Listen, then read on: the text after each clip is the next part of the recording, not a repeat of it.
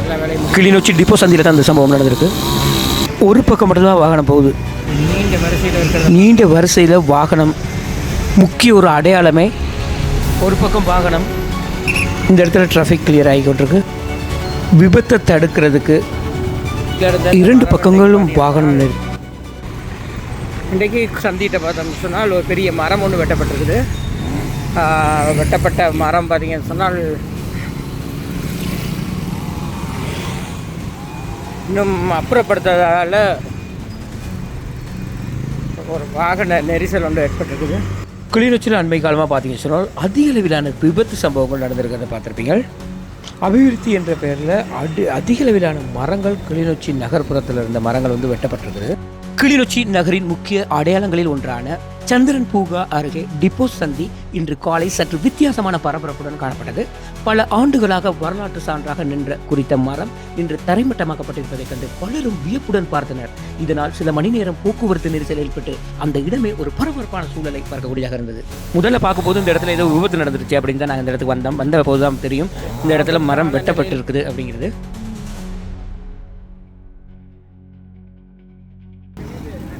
இன்றைக்கு காலையில் பார்த்தோம்னு சொன்னால் நீண்ட வரிசையில் வாகனங்கள் நின்று கொண்டிருக்கிறத பார்க்கக்கூடியதாக இருக்கும். இந்த இடத்துல எல்லாம் க்ளீன் பண்ணி கொண்டிருக்கிறாங்க. வாகனங்கள் ஒரு பக்கம் போக விட்டு கொண்டிருக்கிறாங்க. பலரும் அறிந்த சந்திரன் பூங்காவுக்கு அருகில் பக்கத்தில் இருந்த ஒரு மரம் தான் இன்றைக்கி வெட்டப்பட்டிருக்குது. இந்த இடம் பார்த்தோம் சொன்னால் ஒரு நாட்சந்தி.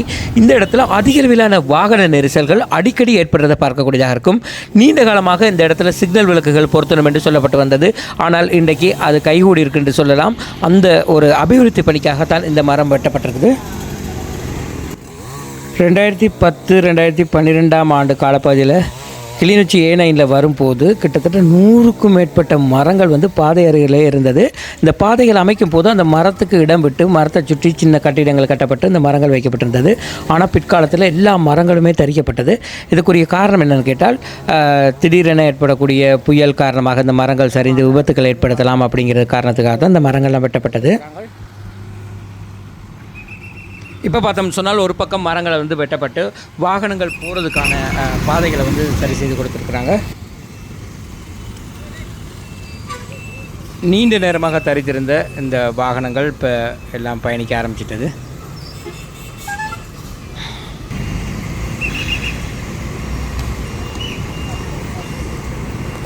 இன்றைக்கு பாடசாலை நாள் இல்லை. பாடசாலை நாளாக இருந்திருந்தால் இன்னும் டிராஃபிக்காக இருந்திருக்கும்.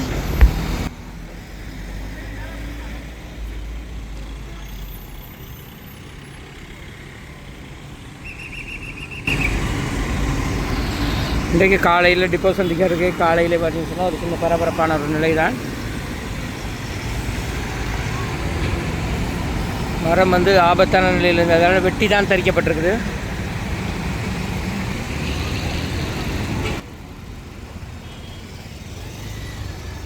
டிப்போ சந்தியில் யாழ்ப்பாணத்துலேருந்து வவுனியா பக்கம் போகிற வாகனங்களும் வவுனியா பக்கம் வந்து யாழ்ப்பாணம் பக்கம் போகிற வாகனங்கள் ரெண்டு பக்கமே நெரிசலாக இருக்கிறதால இப்போ டிராஃபிக் உடனே இந்த இடத்துல செயல்பட்டு க்ளீன் பண்ணி கொண்டிருக்கிறாங்க டிராஃபிக்கை.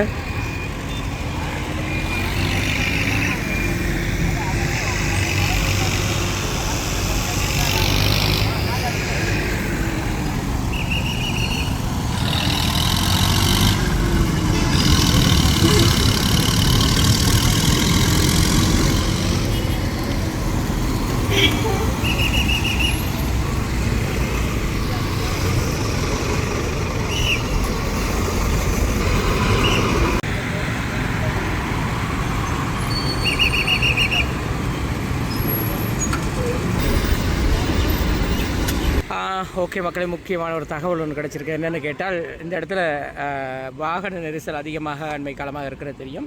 ஸோ இப்போ இந்த இடத்துல பார்த்தீங்கன்னு சொன்னால் 2 மரங்கள் தரிக்கப்பட இருக்குது. ஸோ இது தரிக்கப்பட்ட பிறகு இந்த இடத்துல சிக்னல் லைட் வந்து வர இருக்குது. அதுதான் சந்தோஷமான விஷயம்.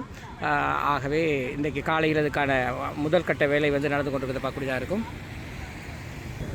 ஓகே, இந்த இடத்துல இருந்து பார்த்தீங்கன்னு சொன்னால் இதே மாதிரி இன்னும் 2 மரங்கள் தரிக்கப்பட இருப்பதாக சொல்லப்படுது.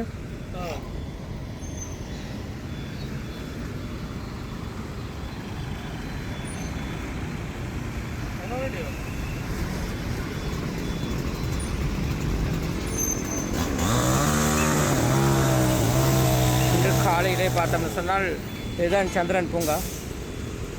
சந்திரன் பூங்காவுக்கு முன்னுக்கு தான்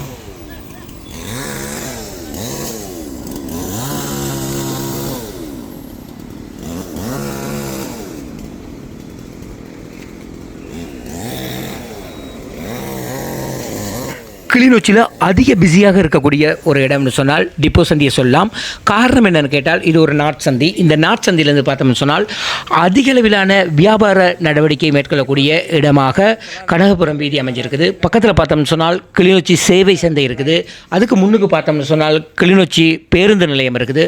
பக்கத்தில் பசுமை பூங்கா இருக்குது. இங்கால சந்திரன் பூங்கா இருக்குது. பக்கத்தில் மற்ற கிளிநொச்சி மத்திய கல்லூரி இருக்குது. அங்கால பார்த்தோம்னு சொன்னால் சந்தியை அண்மித்த பெரும்பான்மையான இடங்களில் உயர்தர வகுப்புகளுக்கான டியூஷன்கள் அமைஞ்சிருக்குது. ஆகவே அதிக அளவிலான மக்கள் நடமாட்டம் இருக்கக்கூடிய ஒரு இடமும் அதிக வாகன நெரிசல் இருக்கக்கூடிய ஒரு இடமாக கிளிநொச்சி டிப்போ சந்தி அமைஞ்சிருக்குது. இதில் பார்த்தோம்னு சொன்னால் கனகபுரம் திருவையாறுக்குரிய வாகனங்களை விட்டுருக்குறாங்க.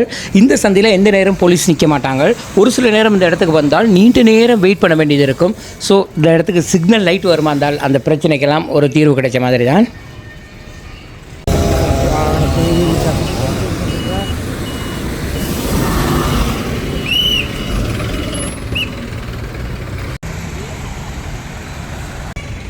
கிளிநொச்சி சேவை சந்தைக்கு பக்கத்தில் பார்த்தீங்கன்னு சொன்னால் வாகன நெரிசல் தொடர்ந்து இருக்கிறத பார்க்கக்கூடியதாக இருக்கும். இப்போ நாங்கள் இந்த வீடியோ எடுத்துக்கொண்டிருக்கும் போதே உங்களுக்கு தெரியும் எப்படி இப்போ இந்த இடம் பரபரப்பாக இருக்குண்டு.